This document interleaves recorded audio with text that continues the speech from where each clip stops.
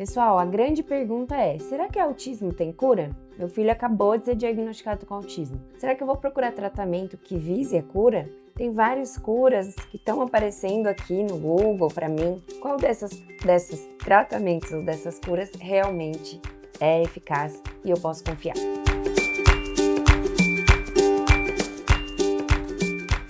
Oi, meu nome é Priscila Terumi, eu sou psicóloga, mestre, especialista e doutora em psicologia pela Federal de São Carlos. E hoje eu vim contar um pouquinho para vocês que têm dúvidas sobre esses temas, o que a ciência nos fala sobre esses pontos e o que a gente pode confiar de fato. Pessoal, é muito comum quando a gente está trabalhando, com autismo, e eu, enquanto profissional que trabalha com pessoas com autismo, a gente ouvir pessoas falando sobre possíveis curas ou tratamentos milagrosos com relação a alguns aspectos do autismo, né? E o que nós podemos de fato confiar? Então, um ponto importante para a gente avançar é a gente conseguir entender o que é o autismo de fato. O primeiro passo é a gente entender que o autismo é um transtorno do neurodesenvolvimento que contempla que a pessoa que foi diagnosticada, com isso, ela precisa ter 3 principais sintomas. Primeiro, é um déficit de comunicação.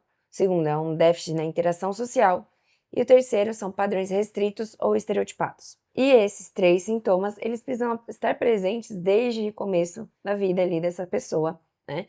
Independente dessa pessoa descobrir mais tarde na vida. E esses 3 sintomas, eles precisam trazer algum prejuízo funcional para essa pessoa, né? Então isso deve ter algum respaldo ali, ter alguma alteração no funcionamento dessa pessoa. O que acontece, né? Quando a gente trabalha com essa população, é comum que a gente veja que pais recebam um diagnóstico já na vida adulta. E aí muitas vezes as pessoas perguntam, mas você não falou que era um diagnóstico lá que tinha que estar aparecendo desde a infância? Sim.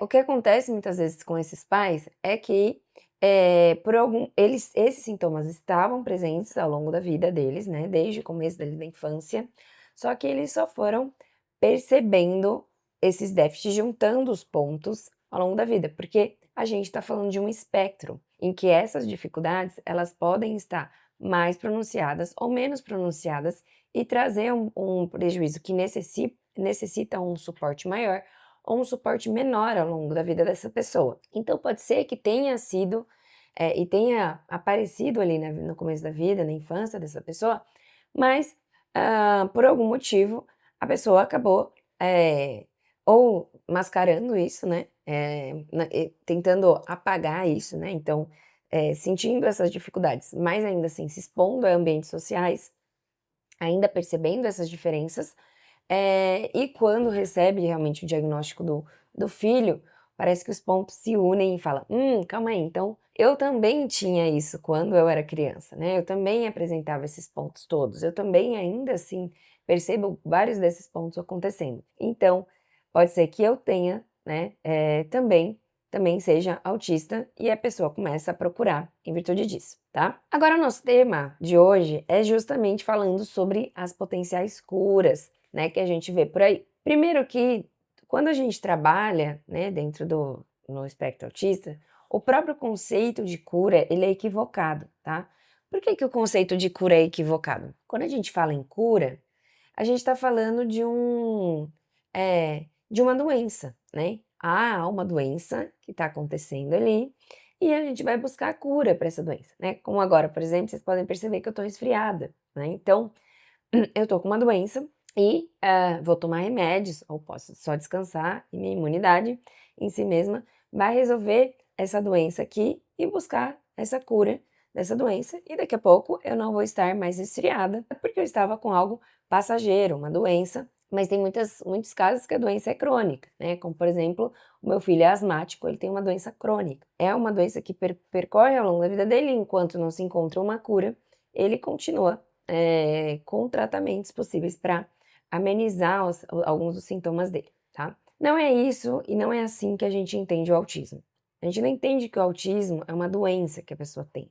A gente entende que é um transtorno do neurodesenvolvimento. E isso faz toda a diferença. Por quê?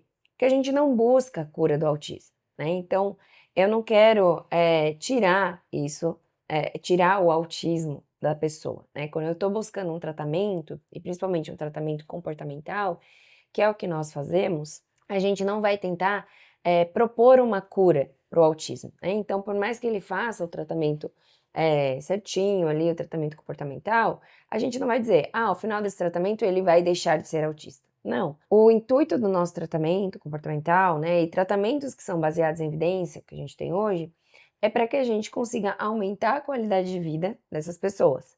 Então, a gente quer propiciar que ele possa, com essas dificuldades que ele tem, né, de interação, de comunicação social, ainda assim que ele consiga estar no ambiente com outras pessoas, aprender nesses ambientes, né, trocar experiências nesses outros ambientes e vivenciar coisas que são importantes para ele nesse ambiente, né, e não tirar isso que é dele, né. Tem um ponto interessante até quando a gente procura muito sobre o movimento da neurodiversidade, é entender que a pessoa é autista, né, então aquilo faz parte da personalidade dela, né, da forma como ela se reconhece, mais do que a personalidade, acho que o termo correto seria a identidade dela, né? Então, o autismo faz parte de quem ela é. E por isso que a gente não visa, um tratamento sério, fazer a retirada, né, disso dela. E qualquer tratamento que se vise a propor esse tipo de cura, são tratamentos que a gente precisa correr ou tomar muito cuidado, tá, gente? Por quê? Porque não tem evidência, né, na ciência hoje que busque isso, né? Não é prerrogativa científica isso, tá? Então, tome muito cuidado. Se você é pai, se você é mãe, ou se você é profissional, ouve falar de um tratamento que proponha isso, tomem muito, muito cuidado. E tentem ao máximo avisar e efetivamente conscientizar as pessoas de que não é isso que uma intervenção séria deveria fazer. E aí, fez sentido esse conteúdo para você? Se sim, comenta aqui embaixo. E também não esquece de nos seguir aqui no nosso canal, que a gente sempre vai tentar trazer conteúdos ricos sobre esse tema para vocês. Até o próximo vídeo. Tchau!